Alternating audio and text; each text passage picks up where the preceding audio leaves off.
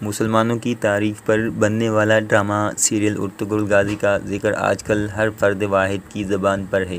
یہ وہ ڈرامہ ہے جس نے بہت کم عرصے میں اپنے کروڑوں مداح بنا لیے۔ نہ صرف پاکستان بلکہ بھارت اور دیگر ممالک میں بھی یہ ڈرامہ بہت شوق سے دیکھا جا رہا ہے۔ لیکن کیا آپ جانتے ہیں کہ اس ڈرامے میں آپ کے پسندیدہ اداکاروں نے ایک قسط میں کام کرنے کے کتنے پیسے لیے؟ دہلی دمیر اس ڈرامہ سیریز میں ایک اہم کردار تھا۔ یہ آخر تک سلمان شاہ کے خاندان کے ساتھ وفادار رہے۔ ان اداکار نے اس ڈرامے کی ایک قسط میں کام کرنے کے 40,000 ترکش لیرہ وصول کیے، جو کہ پاکستانی 9,20,000 روپے بنتے ہیں۔ ابن العربی ڈرامے کا وہ کردار ہے جس کے لاکھوں مداح موجود ہیں۔ ان اداکار نے اتنی بہترین اداکاری کی ہے کہ ہر دیکھنے والے کو اپنا گرویدہ بنا لیا ہے۔ انہوں نے ایک قسط میں کام کرنے کے 55,000 ترکش لیرہ لیے، جو کہ پاکستانی 13 لاکھ روپے ہیں۔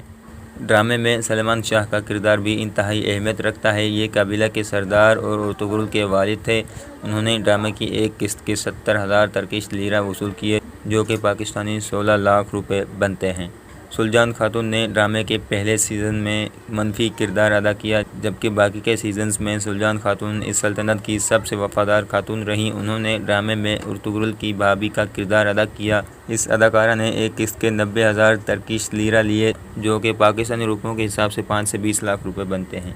تورگت کا اس ڈرامے میں اہم کردار تھا۔ یہ ارطغرل کے بہترین ساتھیوں میں سے ایک تھا۔ اس اداکار کے بے شمار مداح ہیں۔ انہوں نے ڈرامہ کی ایک قسط کے 1,80,000 ترکش لیرہ لیے، جو کہ پاکستانی 41 لاکھ روپے بنتے ہیں۔ حلیمہ خاتون اس ڈرامے کی ہیروئن تھی۔ انہوں نے اس ڈرامے کی ایک قسط میں کام کرنے کے 2 لاکھ ترکش لیرہ لیے، جو کہ پاکستانی 45 لاکھ روپے بنتے ہیں، جبکہ ترکی میں بھی یہ اول درجے کی اداکارہ تصور کی جاتی ہے۔ ارطغرل کے چرچے تو ہر جگہ ہیں۔ ڈرامے کے ہیرو نے سب سے زیادہ رقم وصول کی۔ انہوں نے ایک قسط میں کام کرنے کی 2.5 لاکھ ترکش لیرہ لیے، جو کہ پاکستانی 56 لاکھ روپے بنتے ہیں۔